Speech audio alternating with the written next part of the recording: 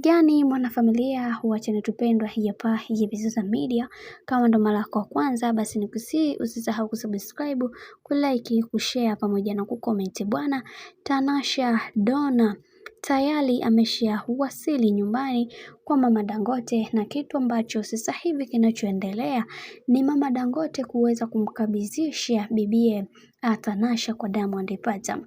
Nafikiri watu wengi tunafahamu kwamba mikiki iliyoweza kutokea kipindi cha nyuma mpaka kumpelekea Tanasha aweze kuondoka, lakini leo hii Mama Dangote ameweza kukataa kabisa, na yeye binafsi yake ameshaweza kufunguka na kusema kwamba Diamond Platnumz ndiyo mwanamke pekee, ndiyo mwanaume pekee atakaye uweza kumuoa bibie Tanasha, kwa sababu Tanasha ni mwanamke bora na ni muhimu sana kwangu. Natamani kuweza kuona kila kitu kikiwa katika misingi na mikakati iliyo bora. Sitaki kabisa kuweza kuona hili husiano likiingiliwa na mtu mwingine.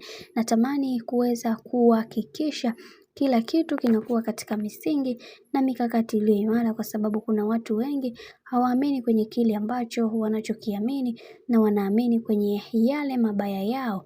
Mimi kwa upande wangu ninamuamini sana bibie Tanasha, kwa sababu najua ni namna gani ambavyo anavyopitia maisha yake kiujumla, nami ninaamini katika haya yote Mungu atasimama na kila mmoja wetu, kwa sababu kuna vitu vingi vya kuweza kujifunza katika hili, na mimi binafsi naamini Mungu atasimama. Sasa unaambiwa baada ya bibi Zuchu kuweza kupata hizo taarifa, kiukweli ilimuia kuweza kupitia mambo mazito na magumu kiukweli. Kitu ambacho alichoweza kukisema ni kwamba naumia sana kuweza kuona haya ambayo yanayoendelea kwa sasa, na binafsi sitamani hata kuweza kuzungumza kwa namna yoyote ile, ila natamani kuweza kuona nikipata amani ya moyo wangu, na natamani kuweza kuhakikisha kila kitu kinakuwa katika mikakati na misingi iliyo bora, kwa sababu naona kabisa ndoa yangu inakoelekea si sehemu salama,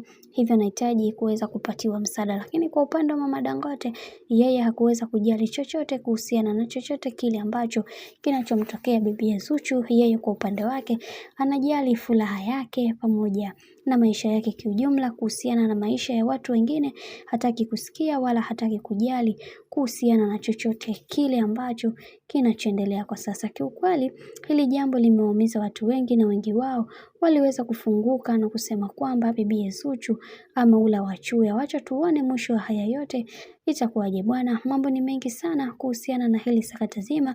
Mimi naomba nikusihi kitu kimoja, kama ndo mara yako kwanza kufuatilia channel tupendwa hii hapa ya Bizoza Media, basi nikusihi usisahau kusubscribe, kulike, kushare pamoja na kucomment.